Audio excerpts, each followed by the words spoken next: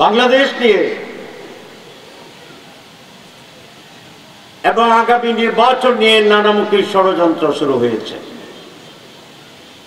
পত্রিকায় দেখলাম আমাদের নিরাপত্তা বিষয়ক উপদেষ্টা ভারতে গিয়েছেন।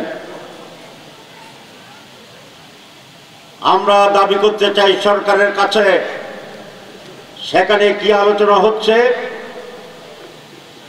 বৈঠকে কি আলোচনা হচ্ছে, গোপনে কোনো আলোচনা হচ্ছে কিনা এই জাতির কাছে তাকে সে সংবাদ সম্মেলন করে পরিষ্কার করতে হবে।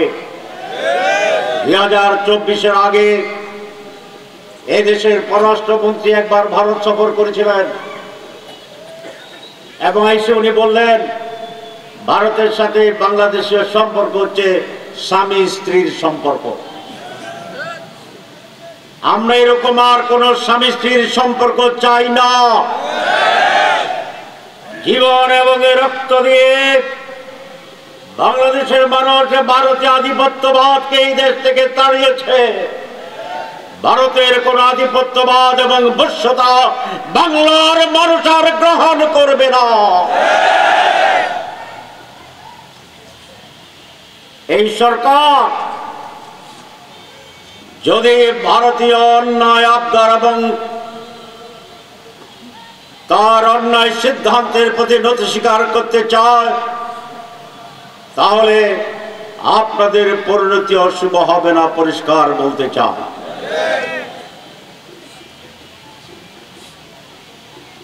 আজ বাংলাদেশের মানুষের ভিতরে ব্যাপক রুচির পরিবর্তন হয়েছে আলহামদুলিল্লাহ। এদেশের মানুষ প্রতিবাদ করতে শিখেছে, বিশেষ করে যুবকেরা। যুবকেরার পচা পুরনো অসৎ যুক্তিহীন অকার্যকর কোন মতবাদ এবং স্লোগানকে গ্রহণ করতে রাজি নয়। আপনারা জানেন আমরা গণভোটের দাবি করেছি সংবিধান কিছু সংস্কারের জন্য। একটি দল সংস্কার চায় না, আগের পুরানো কায়দায় দেশ চালাতে চায়। আমরা বলেছি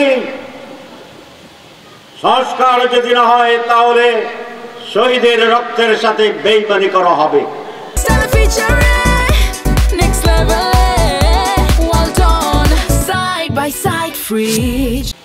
এবং সেই জন্য আমরা গণভোটের কথা বলেছি। গণভোট সরকার বলেছে কিন্তু পেস লাগাই দিছে। সেটা হচ্ছে গণভোট এবং জাতীয় নির্বাচন একসাথে হবে তারা বলেছে। আসলে দুটো এক জিনিস নয়। জাতীয় নির্বাচন হচ্ছে রাষ্ট্র এবং দেশ পরিচালনার জন্য মানুষ কাকে ম্যান্ডেট দিবে তার একটি নির্বাচন। আর গণভোট হচ্ছে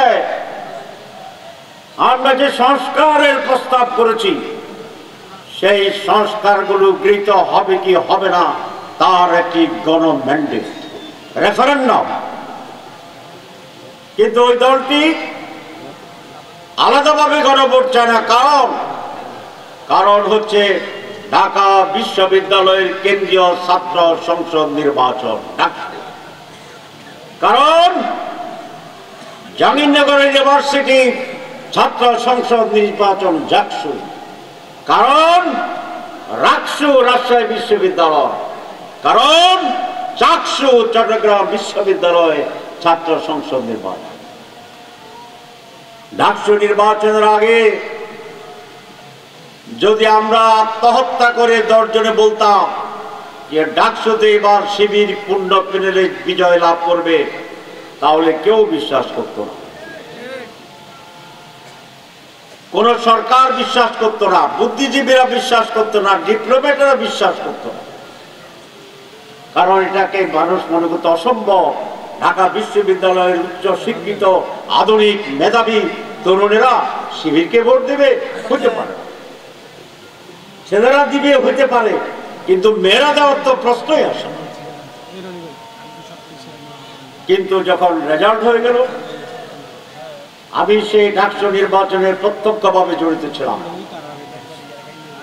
রাত 3:30 পর্যন্ত নানা গুঞ্জন, নানা আয়োজন, ডিস্টার্ব করার নানা ধরনের ব্যঞ্জন ছিল।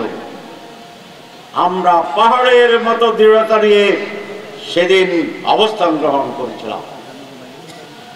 রাত 3:30টায় পরিষ্কার হয়ে গেছে শিবির সমস্ত ষড়যন্ত্র মোকাবেলা করে সকল পূর্ণ প্যানেলে 3 গুণ ভোট, ছাত্রদল 5000, ছাত্র শিবির 15,000